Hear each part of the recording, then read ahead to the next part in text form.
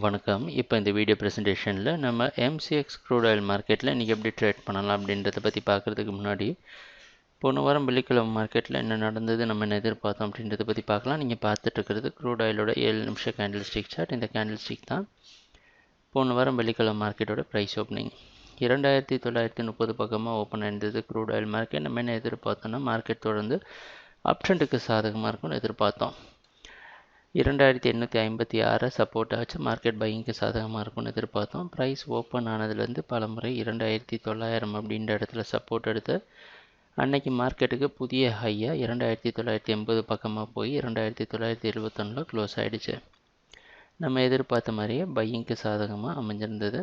முன்னாடி நாள் மார்க்கெட்டை விட புதிய ஹை கிரியேட் பண்ணி மேலேயே க்ளோஸ் ஆகிருந்தது. மார்க்கெட் தொடர்ந்து பையிங்க்கு சாதகமாக இருக்கும் அப்படின்றது உறுதி செய்யுது. இன்றைக்கி என்ன எதிர்பார்க்குறோம் அப்படின்னா, இன்றைக்கி மார்க்கெட்டோட ப்ரைஸ் ஓப்பனிங் 2960 பக்கமாக ஓப்பன் ஆகிறதுக்கு வாய்ப்பு இருக்கிற மாதிரி வெளிநாட்டில் இருக்கிற NYMEX மார்க்கெட் வச்சு பார்க்குறப்ப தெரியுது. அந்த அடிப்படையில் தொடர்ந்து மார்க்கெட் பையிங்க்கு சாதகமாக இருக்கும்னு எதிர்பார்க்குறோம்.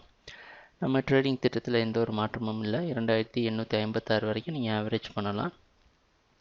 எதிர்பார்க்குற அடுத்தடுத்த டார்கெட்டில் அடுத்தடுத்த ரெசிஸ்டன்ஸாக மார்க் பண்ணியிருக்கிறோம்.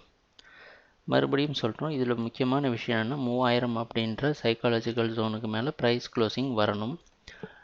இந்த கான்ட்ராக்ட் முடிவடைகிற நேரமும் பக்கமாக வந்துட்டுருக்கு. அந்த முடிவடைகிற நேரத்தில் 3000க்கு மேலே க்ளோசிங் கொடுக்கறது ரொம்ப முக்கியமான ஒரு விஷயமா அமையுது. அடுத்த கான்ட்ராக்ட்டுக்கு பார்த்து கவனமாக ட்ரேட் பண்ணுங்கள். ட்ரேடிங் நடக்கிறப்ப பார்ப்போம் என்னென்ன மாற்றங்கள் வருதுன்னு. எங்கள் வீடியோ ப்ரெசன்டேஷனை தொடர்ந்து பார்த்துட்டு இருந்ததுக்கு மிக்க நன்றி, மகிழ்ச்சி, வணக்கம்.